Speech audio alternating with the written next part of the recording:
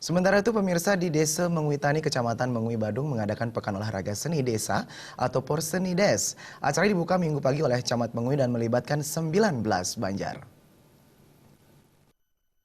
Dalam sambutannya, Kepala Desa Menguitani Putu Sumardite mengatakan, Porsenides sebagai sarana saling bertemu antar warga Banjar di Desa Menguitani agar terjalin komunikasi dan rasa kekeluargaan. Melalui Porsenides ini, Putu Sumardite berharap Krama Desa dapat terus meningkatkan rasa persatuan dan kesatuan berlandaskan seni dan budaya. Sumardite juga menyatakan jika seluruh Krama Desa sudah bersatu, maka program-program Desa Menguitani akan dapat terlaksana. Porsenides menurut Sumardite selain dapat menyehatkan, juga sebagai media hiburan bagi warga masyarakat.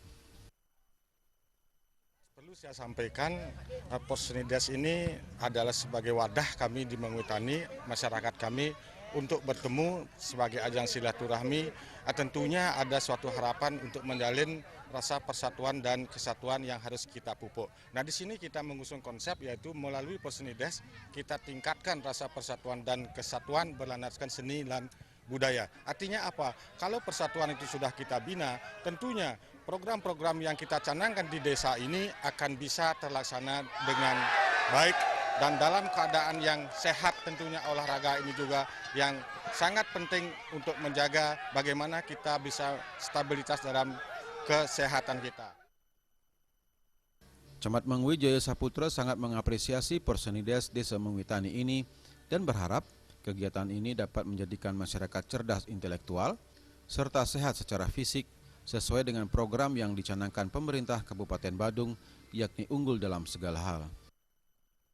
Baik, terima kasih. Jadi pada kesempatan hari ini kami dari pemerintah Kecamatan Mengui tentunya sangat menyambut positif kegiatan seperti ini karena bagaimanapun melalui kegiatan Porsenides ini merupakan salah satu pembentukan untuk pembangunan sumber daya manusia. Jadi kita berharap bahwa dalam kegiatan ini juga dialokasikan hal-hal yang bersifat olahraga, kebersihan dan lain sebagainya. Tentunya ini dibutuhkan karena bagaimanapun pembangunan sumber daya manusia itu membutuhkan semacam sinergitas.